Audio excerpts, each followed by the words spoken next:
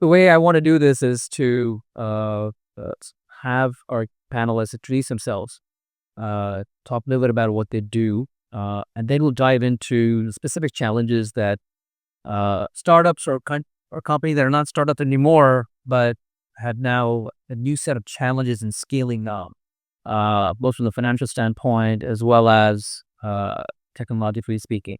And I think, as I said, the groundwork for the adverse environment has already been, done. The headwinds, as was just outlined in the last session. But I would like to hear from you guys. What do you think those headwinds look like from an early stage company standpoint, and kind of go from there. So, I want to start with you, Mike. Please introduce yourselves, Mike Ducker. Hi. Is it? Can people hear me? Yeah. Okay. Do I need? My name is Mike Ducker. My bio is I'm sort of like Forrest Gump. I'm probably not the smartest guy in the room, but I've done and been part of exciting things over my years. Most recently, I'm part of the Maryland Energy Innovation Accelerator, or we like to call ourselves MIA. We support climate tech companies, just a little bit north of here. And we've supported about 50 startups over the last 5 years that have raised $20 million, $30 million of grant funding. And we start very early, even from ideation, to now we have a new fund where we can do 50 to 100K deals into our startups. Hi, everyone. Chad Gauna here from Conservation X Labs. We are a small nonprofit based here in Washington, D.C., focused on the underlying drivers of human-induced extinctions. So we are conservationists with a pretty wide remit. We look at the drivers of biodiversity loss, which brings us into the climate context. So climate change is obviously a huge driver of many changes that the globe is seeing, including one of the leading drivers of extinctions. And so the way we operate is we are a very sort of technology-focused company. Our founders believe, and we believe, that we've largely gotten ourselves into this mess, and we believe we can get ourselves out. And our approach is sort of, we have two pillars of activities. We kind of operate essentially as an incubator or an accelerator, little bit of combination of both. We incubate a few companies in-house. We have a few product teams, groups of engineers that are building products ourselves. But then we also do a lot in open innovation. So prizes, challenges, hackathons, those types of activities to kind of pull smart people into the problems that we're dealing with. That we're really good at saying, hey, here's a big problem that needs to be solved, and then recruiting smart people to help solve it. And the way that functionally looks is essentially like an accelerator. So we'll bring companies, we'll bring innovators into a challenge. We will provide some funding for them to do sort of pilot programs or with partners, with actual users of the technology, and then we layer on that accelerator type activities to kind of prep them for product development and market development. Through the course of our 10 years as an organization, we've run 19 of these types of open innovation challenges. We've given away $12 million of the money that we've raised, which is over half of the money we raised as an organization. And those innovators, 160 some that we've worked with, have gone on to raise an additional $570 million in capital after working with us. And so my role within the organization is kind of bridging both worlds. So I'm an engineer by background training. Before I started at Conservation X Labs, I was at DOE. Before that, I was an engineer in a lab. So have, experience building products. And I've been running these open innovation challenges since I joined the organization. And so we're trying to bring the best practices from both the product development and the sort of open innovation work where we recruit people. And essentially, we're trying to build something that looks like a startup studio. And the foundry, so my role is foundry director. The foundry is our attempt at building something that looks like a startup studio. How do we repeatedly, reliably build companies that can have the impact that we want in the conservation space? That was a very long intro. Sorry. No, but that's a great intro. It sets the stage. I was initially thinking of starting from the policy standpoint, the industry, and then the companies. But seeing what you've done in the first few sessions and seeing how intimately you two are involved with companies. Let's start from there. Let's start from the graduation ceremony with your companies, because that's kind of where another level of scaling is needed. So, let start with you, Mike. You invested in a company, then we'll come to the deal flow part because that's interesting to me as well. Like, how do you actually find these companies? But the companies that are in the accelerator, or chat for you at the incubator, when they are, I mean, number one, how do you determine like what is the stage at which they need to then go to the next level? And given what's changed in the last 3, 4 months, how has your hypothesis of determining that changed?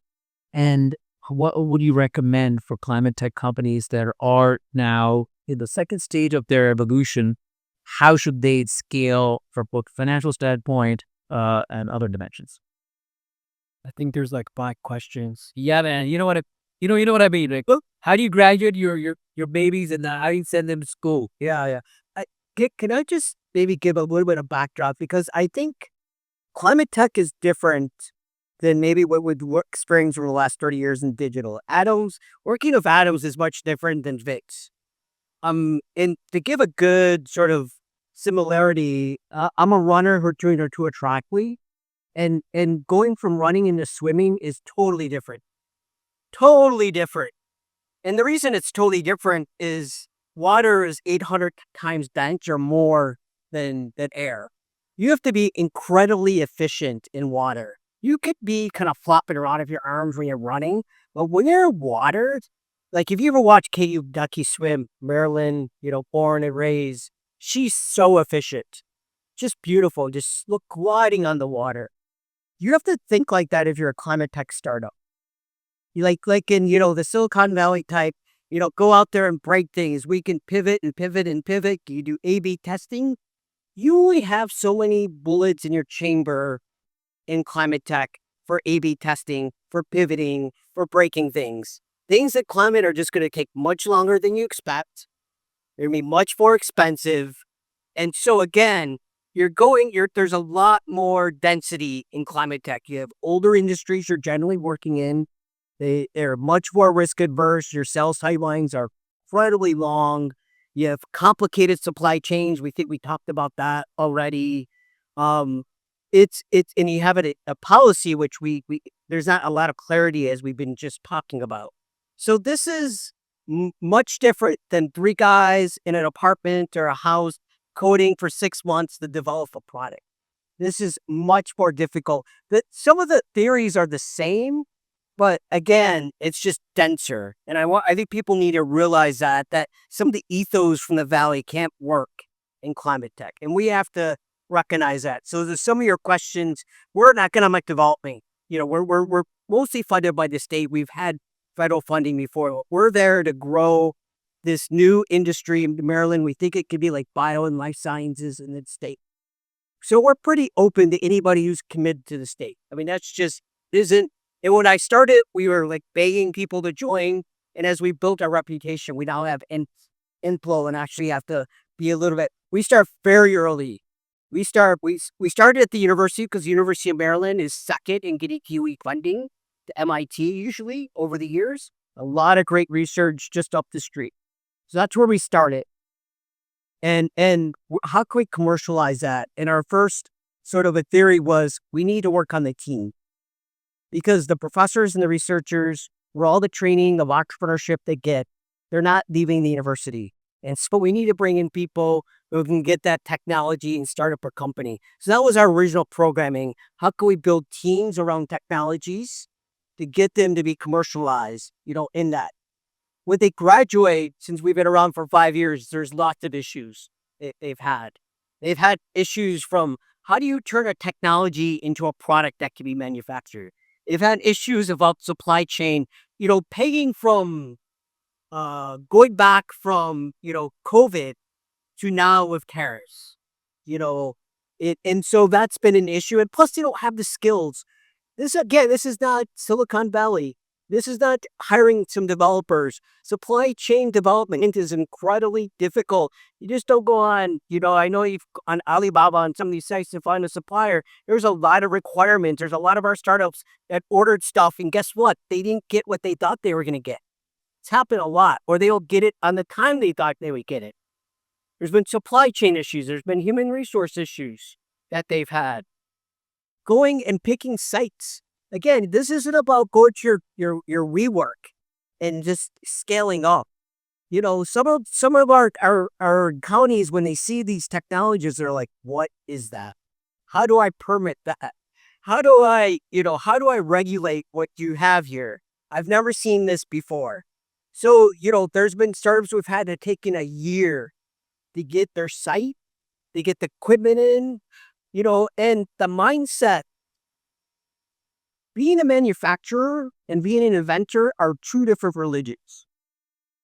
And many of our startups, as they grow, unfortunately, the founding team has had to leave because manufacturing is so difficult.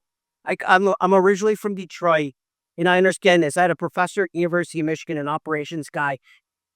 He cried at the end of his day when he taught us because to him, there's this process of if you know manufacturing, you know the Toyota production systems and all these things. These are incredibly sensitive systems. There's a system, there's a human resource policy, there's all these complications that we don't recognize in the startup world as if you're going to do like spreaks in the tech space, in the digital world. It's a whole different mindset. It's a whole different religion, and you have to be ready for that. So the scaling, as this panel is called, is incredibly difficult. Again, to my original point, the density of what you're trying to do in a climate world is incredibly thick. It's incredibly long. There's a lot of different things you have to learn. And generally, the way to get through this is through the people you bring on and the partnerships that you develop over the long term. The more that you let go, and a lot of our scientists and researchers and inventors have a hard time letting go. To the people they bring on, to the partnerships they bring on, the faster you will go. And that's, I guess, the key to scaling is how fast can we scale this very thick, difficult industry is how can you build relationships with your co-founders, with partners that you can bring on to go faster, because you're not going to be able to do it by yourself with a core developer team in a house in Silicon Valley. It's just not going to happen in this world. It's a very different world. I was too long. I'm sorry. That was, I'm going to nominate that for the answer of the year. I mean, that was such a comprehensive response. And I think, what I learned was how conditioned most of us are, at least I am, because I want to laugh at Silicon Valley. No, full disclosure, about the way they think about scaling and how much our view of scaling is skewed towards tech scaling.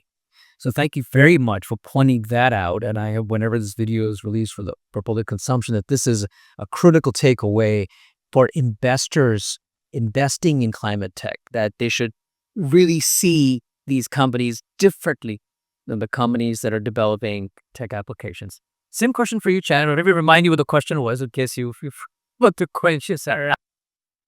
The question I wanted to see, I want to give for both of you, what are the markers that you have in your head? And at one point, do your companies need to graduate from what you've done with that?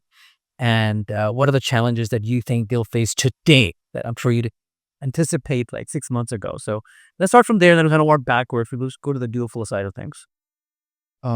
Yeah. First of all, also from just outside of Detroit, went to Michigan, go blue. That's awesome. I think from our perspective, we work with a range of different companies at different levels. From idea stage, early stage TRLs, from they don't even have a prototype, so we give small grants to get prototypes out of people's heads, out of the lab notebooks into the real world, to funding pilots or proofing technology with the users. And I think depending on the scale, or not the scale, but depending on the level of the company, the stage of the company, you're looking for different markers, right? Uh, for us, we really believe that in order to make a lot of these climate technology and I'll say nature related technologies, real, we need to put them into the hands of the users. And so I think it's sort of upon ecosystem support mechanisms like the ones we provide, like the ones Mike's organization provides, to really, you know, put these technologies into the field and find the right users for those technologies so that they can pilot those technologies, make sure that they're approaching something that looks like product market fit because they have an actual user in mind. And I'll finish up really quickly. I just want to talk about a program that we ran that I think gets to some of these metrics or some of these markers. And so we're running a program right now around wildfire tech, and there's quite a active ecosystem of startups in that space. And there's also a bunch of communities and indigenous communities where these technologies are being deployed, and it's actually not easy to match them.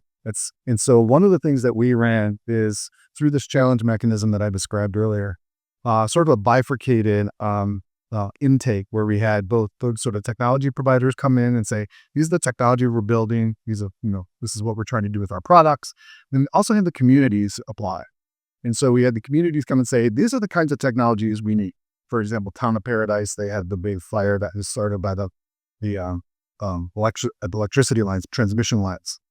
And so we paired them with a company that's using drones to put a coating on the transmission lines in real time so that you don't have to bury them, you don't have to spend time with downtime. That's just starting to kick off, and so we'll see how that works. But that's an example of type of, I think, activity, like pilot type program that you really need to help provide, and whether that comes from sort of philanthropic donations that our organization like us, like we depend on, or government grants or subsidies.